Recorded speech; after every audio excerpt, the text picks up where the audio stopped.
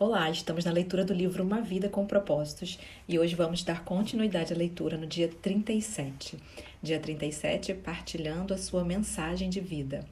Quem crê no Filho de Deus tem o testemunho de Deus nele. João 5,10. A vida de vocês ecoa a palavra do Senhor.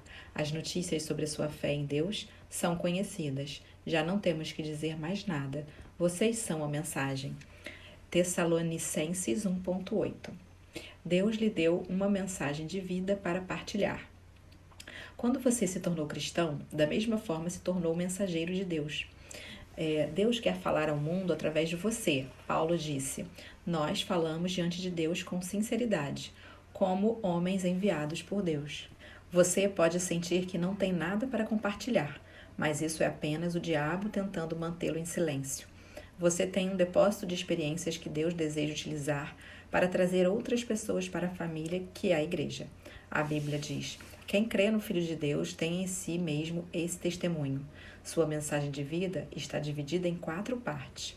Seu testemunho, a história como você iniciou um relacionamento com Jesus, suas lições de vida, as mais importantes lições que Deus lhe ensinou, suas paixões de origem divina, as questões pelas quais você mais se interessa segundo a forma que Deus lhe deu, e as boas novas, a mensagem da salvação.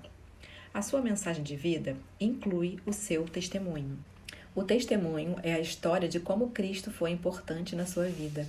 Pedro nos diz que fomos escolhidos por Deus para fazer a sua obra e falar por Ele, a fim de dizer aos outros, noite e dia, a diferença que Ele fez para vocês. Esta é a essência do testemunho, simplesmente partilhar suas experiências pessoais no que diz respeito ao Senhor. Em um tribunal, não se espera que a testemunha debata o caso, comprove a verdade ou insista em determinado veredicto. Esse é o trabalho dos advogados. A testemunha simplesmente conta o que lhe aconteceu ou o que viu. Jesus disse: vocês serão as minhas testemunhas, e não vocês serão meus advogados. Ele quer que você conte a sua história para os outros. Ele quer que você conte a sua história para os outros. Dar seu testemunho é uma das partes principais de sua missão na Terra, porque é original. Não há outra história exatamente igual à sua, então somente você pode contá-la. Se você deixar de partilhá-la, ela será perdida para sempre. Você pode não ser um estudioso da Bíblia, mas é uma autoridade quando se trata da sua vida.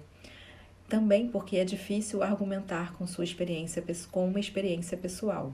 Na prática, o seu testemunho pessoal é mais eficaz do que um sermão, porque as pessoas que não creem veem os pastores como vendedores profissionais, mas veem a você como um cliente satisfeito. Logo, lhe dão mais credibilidade.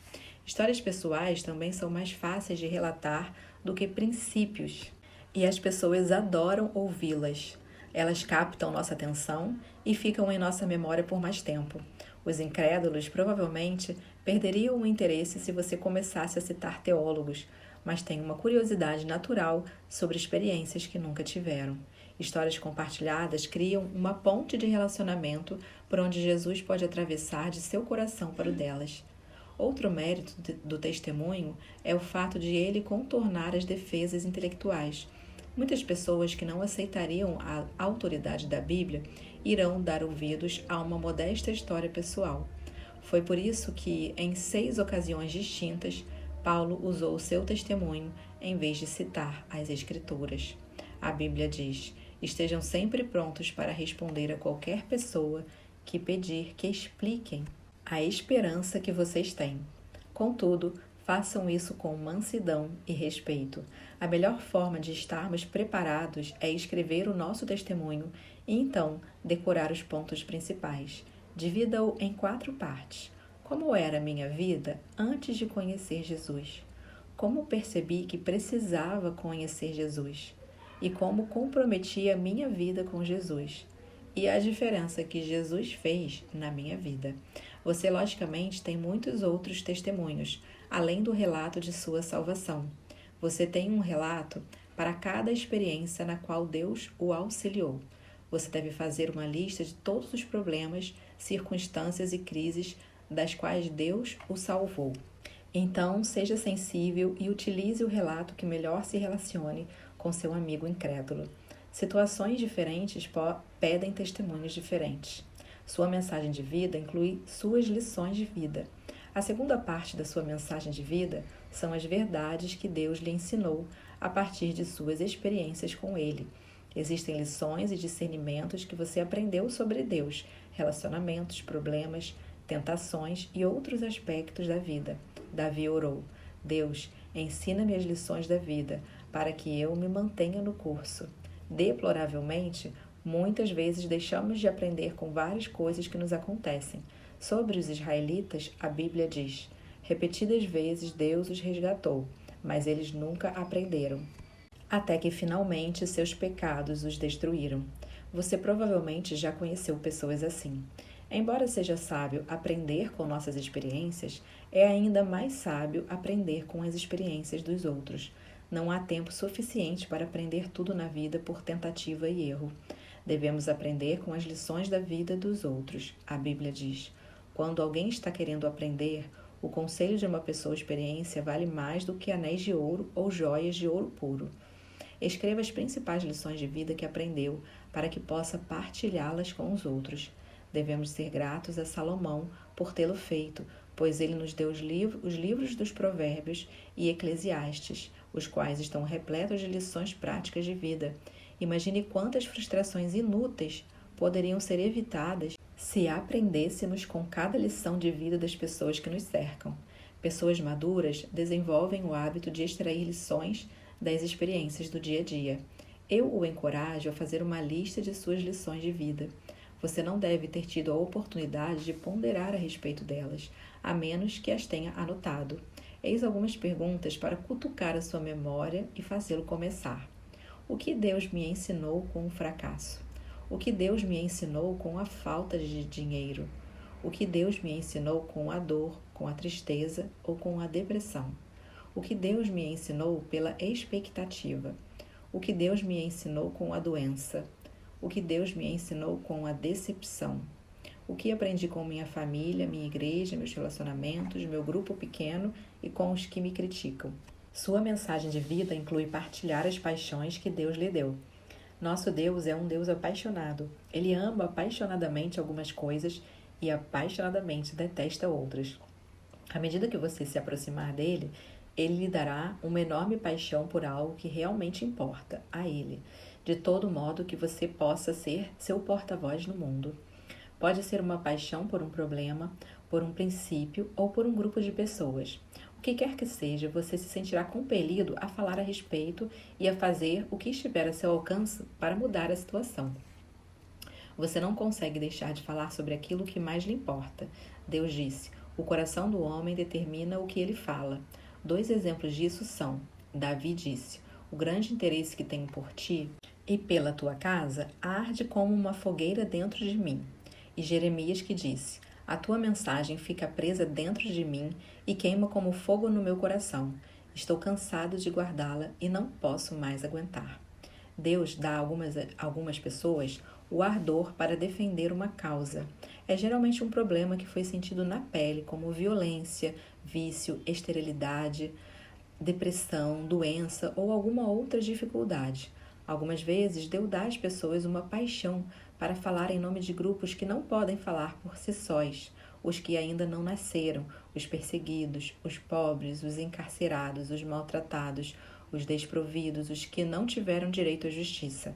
A Bíblia está cheia de orientações para defendermos os indefesos. Deus usa pessoas apaixonadas para impulsionar o seu reino. Ele poderá lhe dar o ardor de começar novas igrejas, fortalecer famílias, financiar traduções da Bíblia ou treinar líderes cristãos. Você pode ter recebido uma paixão dada por Deus para alcançar determinado grupo de pessoas com o Evangelho. Homens de negócios, adolescentes, estudantes estrangeiros, jovens mães ou os que praticam determinado esporte ou passatempo. Se você pedir a Deus, Ele fará seu coração arder por um país ou por um grupo étnico específico que precise desesperadamente de um vigoroso testemunho cristão.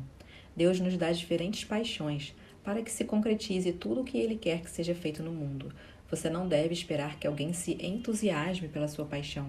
Em vez disso, devemos ouvir e valorizar as mensagens de vida uns dos outros, porque ninguém tem como dizer tudo. Jamais menospreze a paixão dada por Deus a outra pessoa. A Bíblia diz: é bom sempre ser zeloso pelo bem. Sua mensagem de vida inclui as boas novas. O que são as boas novas ou o Evangelho? No Evangelho é revelada a justiça de Deus, uma justiça que do princípio ao fim é feita pela fé, pois Deus estava em Cristo reconciliando o mundo consigo mesmo, não levando mais em conta o pecado das pessoas contra ele. Essa é a maravilhosa mensagem que ele nos deu para contar aos outros. As boas notícias são que, quando confiamos na graça de Deus para nos salvar pelo que foi realizado por Jesus, nossos pecados são perdoados, passamos a ter um propósito para viver e nos é permitido um futuro lar no céu. Existem centenas de ótimos livros que ensinam a pregar o Evangelho. Posso passar uma lista de livros que têm sido bem úteis para mim. Veja no apêndice 2.